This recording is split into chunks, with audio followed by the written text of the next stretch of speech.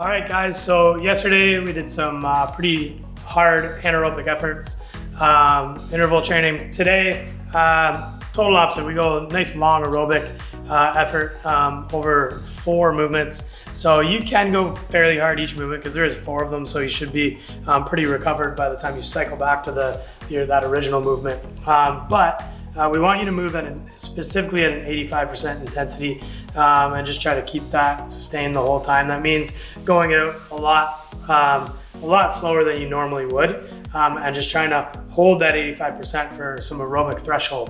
All right. So first movement, chest to bar pull-ups. We're gonna sub those today with the bent over row. You can also do body rows, table rows, whatever you have at your disposal. You can use an auto object for this, but we really want to focus, no matter what you're doing, on the scap, okay? Even if you're up on the pull-up bar, if you read the notes for today's workout, really want to focus on the scap. Bent over rows allows us to do this, to really contract through the scap and not just pull the dumbbells up with our arms, okay? Yes, you will get some bicep in there. Yes, you will be pulling with your arms, but we want the initiation to come from the scap. All right, next movement, pistols.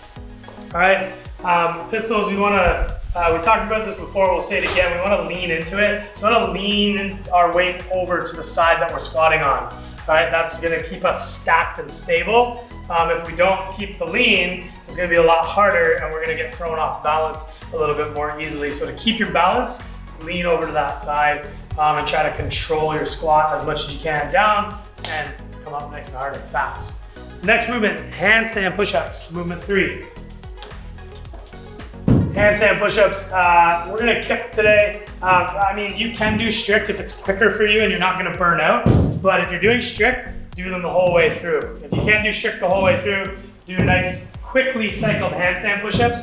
How we cycle these quickly is you can see Besky brings his knees down before his head reaches the floor, so that as soon as his head touches the floor, he's ready to spring back up to the top. All right, so just a little tip for cycling those a little quicker so we're not upside down, so we're upside down as little as possible. All right, we get on, we get off. All right, final movement. This one's tricky, the kettlebell clean.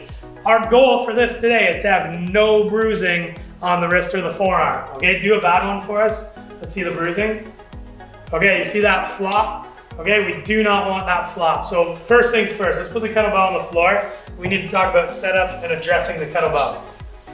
All right, so the first thing, we don't grab it mindlessly in the middle like we would with a dumbbell. We get over to the corner and we actually sink in a false grip. So you can see Besky cocking his wrist pointed to the floor. The kettlebell handle is actually across that meaty part of his palm. He gets that grip sunk in. Then he's gonna stand up, get that kettlebell at his hip. He's gonna initiate this exactly like a kettlebell swing.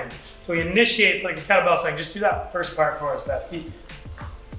Yeah, so see how it does float out? But he's not gonna allow it to float out and up. He's gonna initiate it like a kettlebell swing and then pull it back. Okay, that pull back is key. All right, and then you can see how smooth that transition is where that kettlebell ends up right between his bicep and his forearm. That's exactly where we want it to land.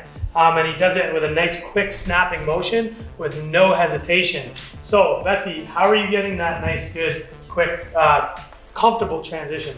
Easiest thing is to think about as it's starting to come up past the hip, is to kind of punch up straight and keep that kettlebell nice and close. And that's how you're gonna kind of get that smooth transition. Awesome. So 4 movements today. This one's a nice fun one to kind of think about your technique and get better at it. If you do have a kettlebell lying around, if you don't, options are below. Lots of options today to kind of elicit the same stimulus. And yeah, 85%, cruise on through and have a nice relaxing aerobic day.